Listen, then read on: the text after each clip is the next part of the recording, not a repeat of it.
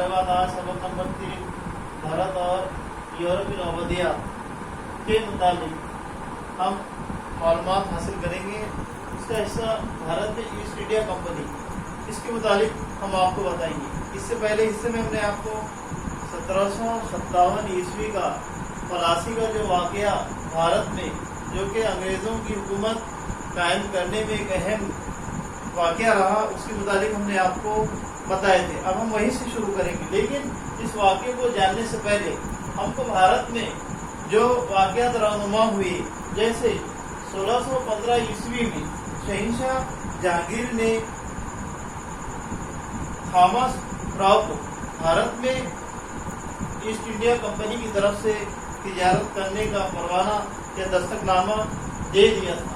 तो इस तरह अंग्रेज़ों ने भारत के साहिली इलाकों में अपनी कोठियाँ या गोडाउन कायम की और उनकी जो तिजारत थी वो धीरे धीरे चलती रही और तरक्की करती गई। अब 1707 में मुगल हुक्मरान औरंगजेब रहमतुल्लाह अलैह का इंतकाल हुआ। औरंगजेब रहमतुल्लाह अलैह का इंतकाल ये मुगलिया हुकूमत के लिए बहुत बड़ा, यूँ कहिए कि सदमा था, क्योंकि इनसे कबल जितने भी मुगल हुक्मरान थे उन्होंने अपनी दूरअंदेशी और दानिशमंदी से भारत और भारत के बाहर मुगलिया हुकूमत, ताकतवर मुगलिया हुकूमत का कयाम किया था। लेकिन जैसे ही 1707 में औरंगजेब रहमतुल्लाह अलैह का इंतकाल हुआ, मुगलिया हुकूमत बिखरती चली गई और जो मकामी सूबेदार थे, राजा थे, इनकी ताकत बढ़ गई। अब अंग्रेज़ों ने भारत के राजाओं और सूबेदारों के इख्तलाफात का फ़ायदा उठाया। सबसे पहले अंग्रेज़ों ने सूबे बंगाल में, जहाँ सलाबत जंग जो कि सूबे बंगाल के सूबेदार थे, उनके इंतकाल के बाद उन्होंने अपने नवाब सिराजुद्दौला को बंगाल का तख्त सौंपा और 1756 ईस्वी में नवाब सिराजुद्दौला बंगाल के तख्त पर बैठा। लेकिन क्योंकि नवाब सलाबत जंग को कोई बेटा नहीं था और उनकी 8 बेटियां थी, और इस तरह उनके आपसी अख्तलाफात का फायदा गैर मुल्कियों को यानी अंग्रेज़ों को हुआ और ईस्ट इंडिया कंपनी की तरफ से लॉर्ड क्लाइव, ये सूबे बंगाल में ही था।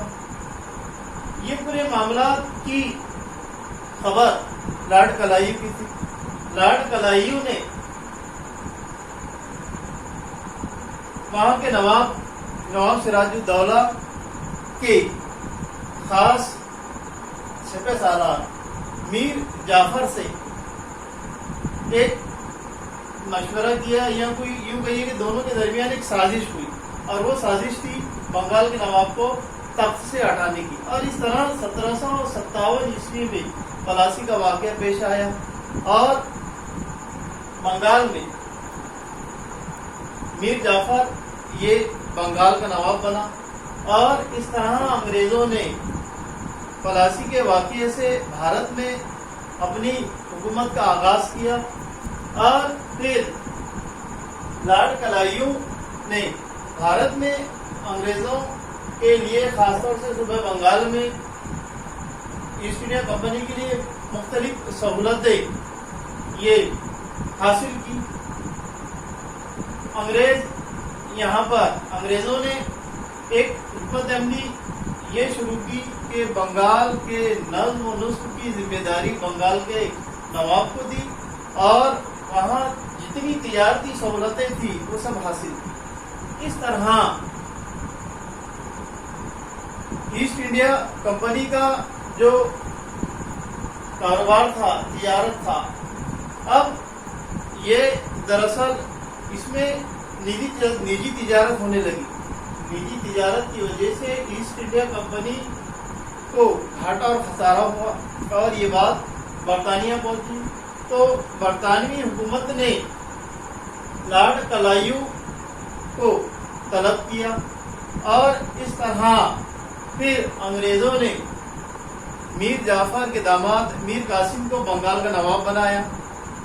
मीर कासिम ने देखा कि अंग्रेज जो है ये सूबे बंगाल का इस्तेसाल कर रहे हैं, सूबे बंगाल को लूट रहे हैं, तो उसने उस वक्त के मुगल शहंशाह शाह आलम, अवध के नवाब शाह शुजा और खुद मीर कासिम ने मिलकर अंग्रेजों के साथ एक फैसलाकुन जंग करने का इरादा किया और तारीख में वो जंग 1764 ईस्वी में हुई जो जंगे बक्सर कहलाती है। लेकिन बदकिस्मती से इन तीनों को शिकस्त का सामना करना पड़ा और अब की बार अंग्रेजों की हुकूमत और अंग्रेजों की ताकत इतनी बढ़ गई कि अंग्रेजों ने सूबे बंगाल में फिर वार्न हेस्टिंग को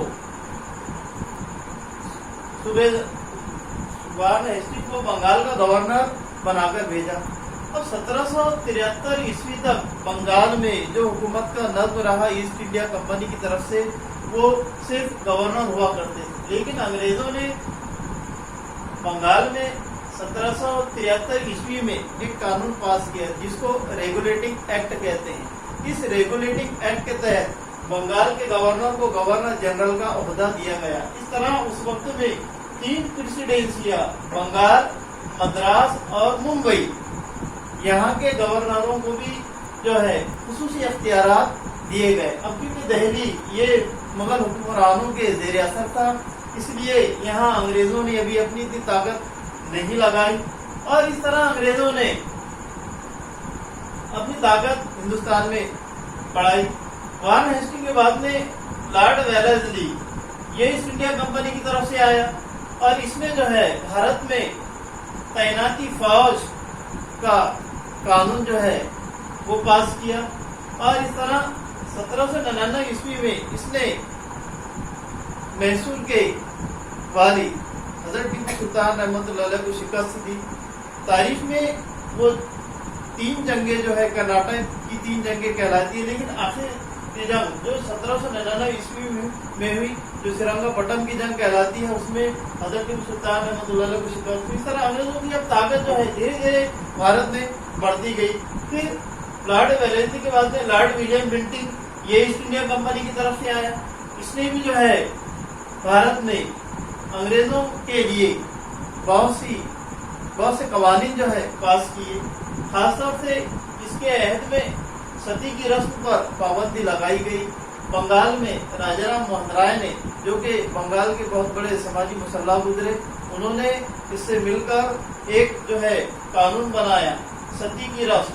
सती यानी ऐसी खातून या औरत को कहते थे जिसके शौहर का इंतकाल हो जाता था और ये एक आलाजात हिंदुओं में रस्म हुआ करती थी कि उसके शौहर की लाश पर उस बेगुनाह खातून को भी जला दिया जाता था जो उसके मर्जी के खिलाफ हुआ करता था। इस तरह ये एक अमल बहुत ही समाज में बुरा अमल था, जिसके लिए जो है समाजी मुसल्ला राजाराम मोहन राय ने लॉर्ड विलियम बेंटिंक से मिलकर सती की रस्म पर पाबंदी लगाई। इस तरह लॉर्ड विलियम बेंटिंक का भी अहद जो है वो गुजर गया।